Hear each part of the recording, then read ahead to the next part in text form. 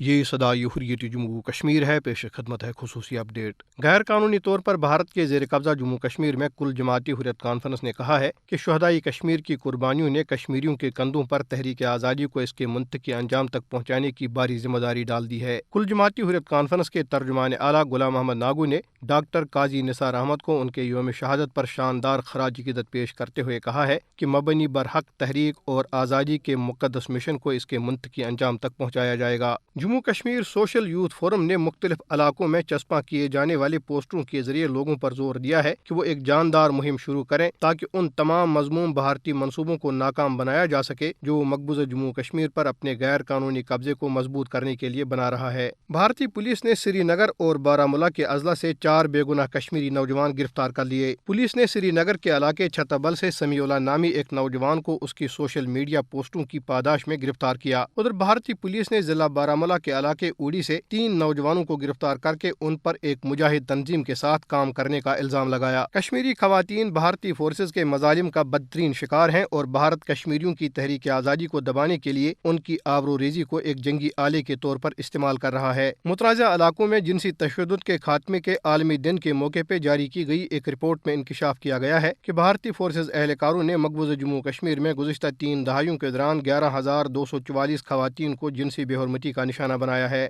Report میں کہا گیا ہے کہ بھارت کشمیریوں کو تذلیل کا نشانہ بنانے اور انہیں خوفزدہ کرنے کے لیے خواتین کو دانستہ طور پر ہدف بنا رہا ہے۔ خصوصی اپ ڈیٹ ختم ہوا۔ بھارت کے غیر قانونی زیر تسلط مقبوضہ جموں کشمیر میں کشمیری خواتین بھارتی قابض افواج کی درندگی اور دہشت گردی کے نتیجے میں سب سے زیادہ متاثر ہو رہی ہیں۔ مقبوضہ کشمیر میں بھارت کی قابض فوج کشمیری خواتین کو ایک جنگی حربے کے طور پر جنسی زیادتیوں کا نشانہ بنا رہی ہے تاکہ کشمیری خواتین کو خوفزدہ کر کے تحریک آزادی کے حوالے سے عملی کردار ادا کرنے سے روکا جائے۔ بھارت کی قابض فوج نے گزشتہ 30 سالوں کے دوران جہاں 11,244 کشمیری خواتین کی عفت و عزت کو پامال کیا، وہاں 23 فروری 1991 کو کنن اور پوشپورہ گاؤں کی 7 سال سے 80 سال تک کی تقریباً 100 کشمیری خواتین بھارتی قابض افواج کی اجتماعی عصمت دری کا نشانہ بنی۔ دراصل مودی حکومت نے کشمیریوں کے قتل عام کے لیے جہاں بھارتی قابض افواج کو افسپا کے تحت تمام قانونی کارروائی سے مبرا قرار دے کر کشمیر میں معصوم کشمیری عوام کو قتل و غارت گری کا نشانہ بنانے کے لیے کھلی چھوٹ دے رکھی ہے، وہاں مقبوضہ کشمیر میں